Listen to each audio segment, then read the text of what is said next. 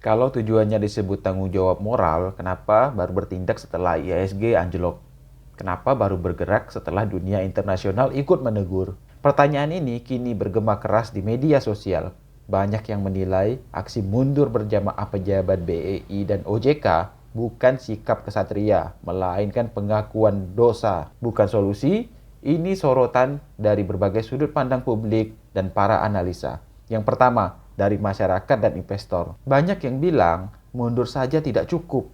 Netizen menuntut reset total, bukan sekadar ganti orang, tapi bersih-bersih sistem. Kredibilitas pun dipertanyakan. Stiker diawasi OJK dianggap tak lagi meyakinkan, bahkan disebut terasa seperti scam karena penipuan keuangan tetap marak terjadi. Investor retail mulai panik, muncul istilah Senin berdarah. Ada ketakutan soal dana pensiun, ada kekhawatiran soal BPJS yang ditanam di pasar modal. Analisa menilai pengunduran diri ini justru menambah tekanan psikologis pasar, seolah menegaskan ada masalah struktural yang kronis yang belum pernah benar-benar diselesaikan.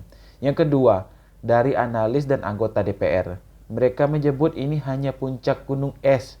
Akar masalahnya dinilai jauh lebih dalam, mulai dari transparansi, free float, hingga tata kelola emiten. Isu-isu lama yang sudah lama dikritik oleh investor global.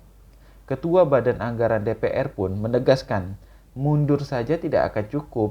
Yang dibutuhkan adalah perbaikan kebijakan fundamental, terutama aturan free float. Ekonom juga mengingatkan, tekanan bisa merembet ke nilai tukar rupiah.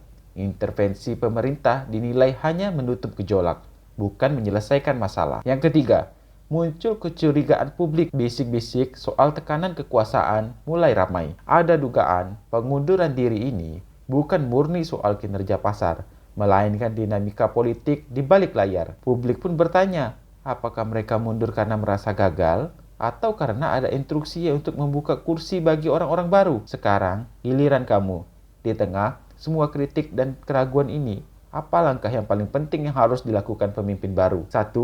Transparansi total, buka data dan pengawasan ke publik. Yang kedua, hukum tanpa tebang pilih, sanksi tegas untuk perusahaan dan oknum yang lalai. Yang ketiga, reformasi kebijakan inti, revisi aturan free float dan tata kelola emiten. Yang keempat, komunikasi publik yang jujur, akui masalah, jelaskan rencana, dan beri timeline yang jelas. Pilih nomornya, tulis di kolom komentar, dan ceritakan sebagai investor atau masyarakat biasa, apa harapan terbesarmu untuk OJK dan BEI ke depannya.